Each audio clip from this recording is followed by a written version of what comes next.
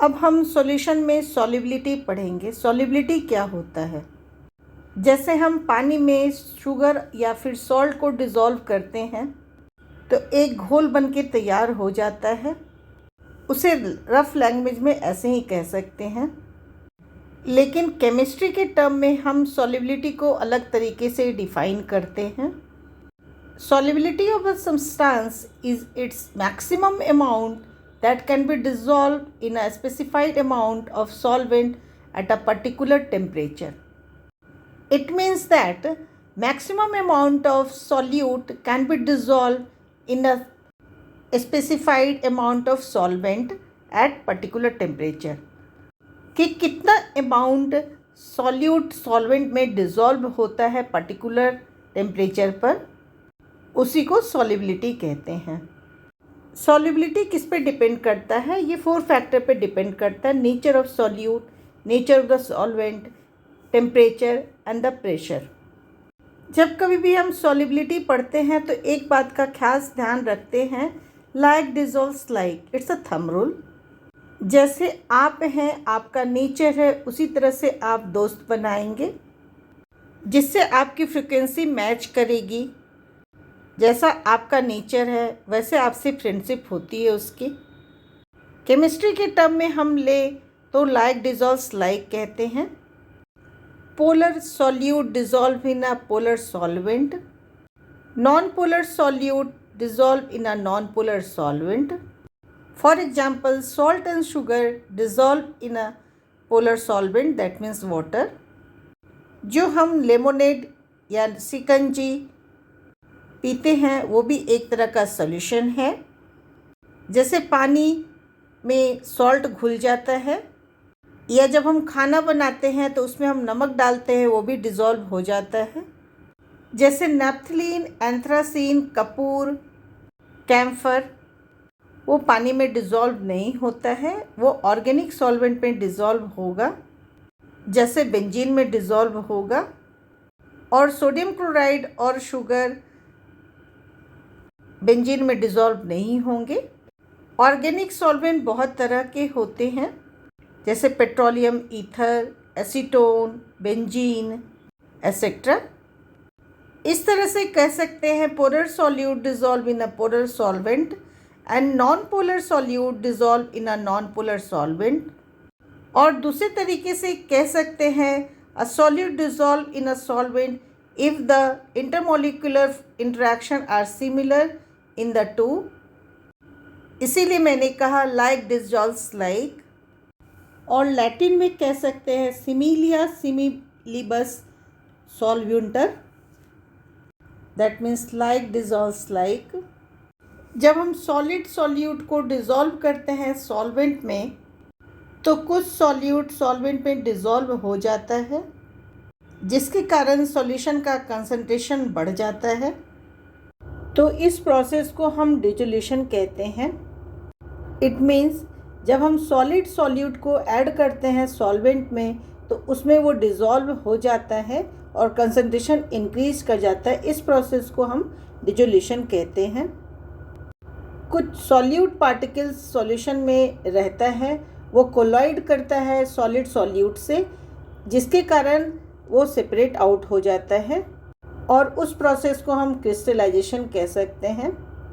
कि जब हम सॉलिड सॉल्यूट को ऐड करते हैं सॉल्वेंट में तो कुछ सॉल्यूशन तो बन जाता है, कुछ सॉलिड पार्टिकल जो होता है सॉल्यूट का वो सॉल्यूशन के सॉल्यूट पार्टिकल से कोलॉइड करता है, जिससे सॉल्यूशन से सेपरेट हो जाता है। इस प्रोसेस को क्रिस्टलाइजेशन कहते हैं। ये जो डिजोल्यूशन और क्रिस्टलाइजेशन है, दोनों प्रोसेस एक रेट में होता है और एक स्टेज ऐसा पहुंच जाता है कि ये इक्विलिब्रियम में होता है।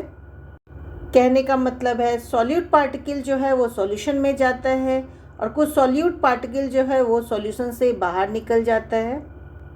तो डिजोल्यूशन और क्रिस्टलाइजेशन जो होता है वो एक तरह का डायनेमिक इक्विलिब्रियम अचीव कर लेता है।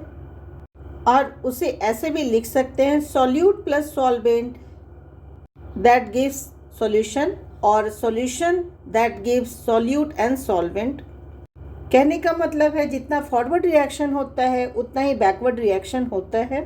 फॉरवर्ड रिएक्शन को हम डिसोल्यूशन कहेंगे और बैकवर्ड रिएक्शन को हम क्रिस्टलाइजेशन कहेंगे। अब हम सैचुरेटेड सॉल्यूशन को समझेंगे। जब हम सॉल्यूट को सॉल्वेंट में ऐड करते हैं at particular temperature and pressure, तो सॉल्यूट ऐड होते जाता है, दैट मीन्स सॉल्यूशन बनते जाता है। एक समय ऐसा आता है कि सॉल्यूट जो है वो पूरा डिज़ोल्व हो जाता है और एक्सेस हम सॉल्यूट डालते हैं उस सॉल्यूशन में, तो सॉल्यूट जो है वो सेपरेट आउट हो जाता है। तो such a solution in which no more solute can be dissolve at the same temperature and pressure is called the saturated solution. और इसे हम एक एग्जांपल से समझ सकते हैं। हमने एक ग्लास ऑफ वाटर लिया है, उसमें हम सॉल्ट ऐड कर रहे हैं। सपोज वो हमने 4.5 चम्मच हमने सॉल्ट को ऐड किया पानी में। जब हम 4.5 स्पून सॉल्ट को ऐड किया पानी में तो उसमें पूरा डिज़ोल्व हो गया सॉल्ट, लेकिन हम 4.5 से थोड़ा सा ज़्यादा हम डालना चाह रहे हैं सॉल्ट पानी में, तो वो सेपरेट आउट हो जाता है at particular temperature and pressure. तो हम कह सकते हैं ये 4.5 स्पून जो है उस एक ग्लास ऑफ वाटर में सैचुरेटेड सॉल्यूशन बना लिया है। या आप ऐसे एक समझ सकते हैं, समर का सीज़न है, हम रसना बनाते हैं। रसना के पैकेट में 2 पैकेट आता है, एक सॉलिड आता है, एक लिक्विड पार्ट आता है। उस पार्ट में कहते हैं 750 ग्राम ऑफ शुगर ऐड करने के लिए, और उसमें मेंशन किया रहता है 6 कप ऑफ वाटर ऐड करने के लिए, तो वो सैचुरेटेड सॉल्यूशन होता है। इसलिए जब कभी भी हम सॉल्यूशन को डिफाइन करते हैं, मीन्स सैचुरेटेड सॉल्यूशन या सॉल्युबिलिटी को डिफाइन करते हैं, तो इसलिए हमें ज़रूरी होता है टेम्परेचर और प्रेशर को मेंटेन करना और मेंशन करना। उसी तरह से unsaturated solution is one in which the more solute can be dissolved in the same temperature and pressure। जैसे मैंने एक एग्जाम्पल लिया था, 4.5 spoon a glass of water में डिज़ोल्व किया है। 4.5 स्पून से पहले जो सॉल्ट वाटर में ऐड हो रहा है वो अनसैचुरेटेड सॉल्यूशन आएगा।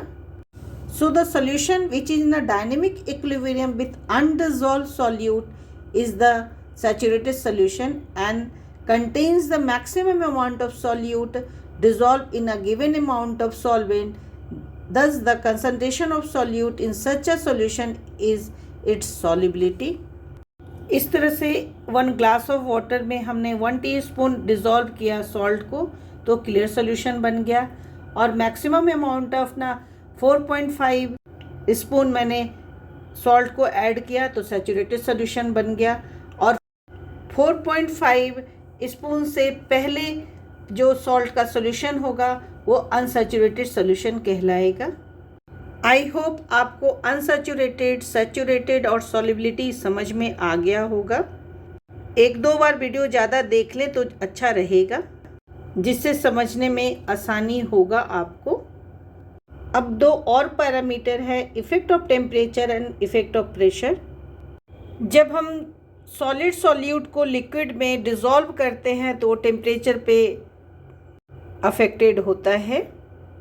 मान लिया जाए इक्विलिब्रियम अचीव कर लिया हो, डायनेमिक इक्विलिब्रियम होने के कारण ली तेलिए प्रिंसिपल को वो फॉलो करेगा। इन जनरल यदि सैचुरेटेड सॉल्यूशन नियरली होगा तो डिसोल्यूशन प्रोसेस एंडोथर्मिक होगा। एंडोथर्मिक कहने का मतलब है इट रिक्वायर्स द एनर्जी और द एब्जॉर्प्शन है एनर्जी, जिसके कारण सॉल्युबिलिटी जो है वो इंक्रीज करेगी with the rise of the temperature. और एक्जोथर्मिक जब होता है तो सॉल्युबिलिटी डिक्रीज करता है। एक्जोथर्मिक का मतलब होता है रिलीज ऑफ द एनर्जी, जिसके कारण सॉल्युबिलिटी जो होता है वो डिक्रीज कर जाता है। इस तरह का ट्रेंड एक्सपेरिमेंटली प्रूव किया गया है। ऐसे हम ली तेलिए प्रिंसिपल समझते हैं, जैसे 2 बच्चे सीसॉ में खेल रहे हैं, मीन्स झूल रहे हैं। यदि दोनों का वेट बराबर होगा तो आसानी से झूला जा सकता है, मीन्स एक बार अप भी होगा एक बार डाउन होगा। लेकिन सीसॉ में एक तरफ जो है वो काफ़ी वज़न वाले कोई बैठे हुए हैं, तो दूसरे वाले जो हैं वो ऊपर हो जाएंगे और जो थोड़े हेल्दी हैं, ज़्यादा वेट वाले हैं, वो नीचे रहेंगे। ऐसा सीसॉ में होता है। लेकिन जो हल्के वाले हैं ऊपर हो रहे हैं, उसके पास थोड़ा सा वज़न और लगा दें तो फिर इक्विलिब्रियम में वो अचीव कर सकता है।